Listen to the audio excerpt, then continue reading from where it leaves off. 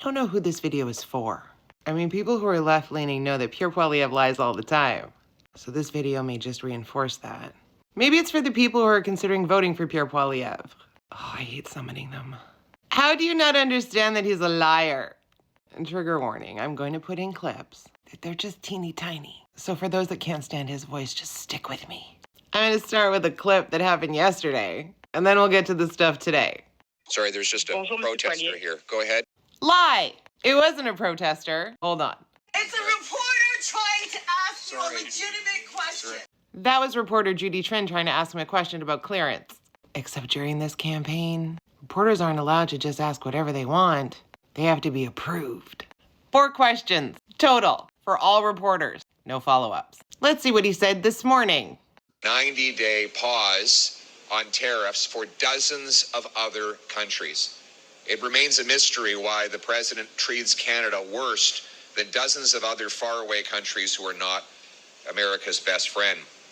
And this, of course, happened after Prime Minister Carney boasted that he had had a productive call with President Trump. Look, I know it's hard to keep up with tariffs. We've had so many that have been threatened and then suspended and then put in place and paused. But what he's trying to blame Carney for, and I have another clip in a minute, that somehow Carney hasn't done anything, he's talking about the wrong tariffs. The pause is on these wackadoo tariffs when he made a chart.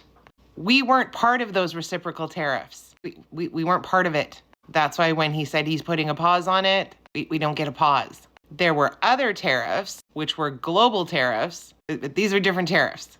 The fact is that Mark Carney and no one else controls Donald Trump. Are you okay, bro? It's a lie. Carney doesn't control Donald Trump. Donald Trump doesn't control Donald Trump. There's some glitching happening. We don't have a lot of criminals in Canada. That's the good news. The bad news is they're very productive. It's the same tiny group that go in and out of the revolving door. We have to reserve them a room anyway because we know they're coming back.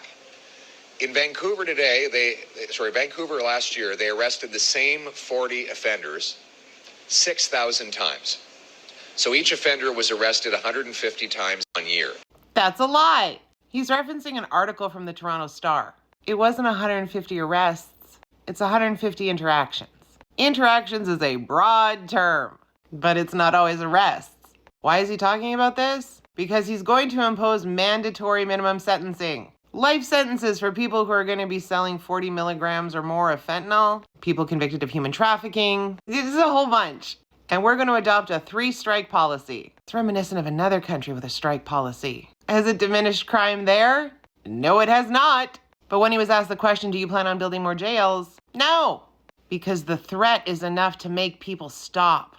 Dude, we're not talking about kids stealing chocolate bars. The reason crime happens is plentiful. He never really does specify when we're talking about mandatory minimum sentencing what type of charges that relates to. He just says serious.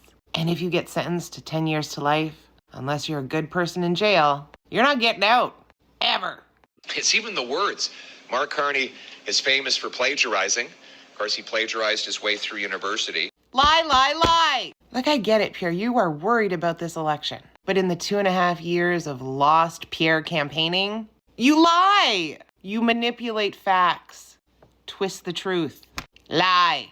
I know people aren't going to do it. But if you are considering voting for Pierre Poilievre in the CPC, please fact check him. Maybe that request is only for the people who are not so far right. I know facts aren't your friends. But in the grand scheme of things, Pierre is the worst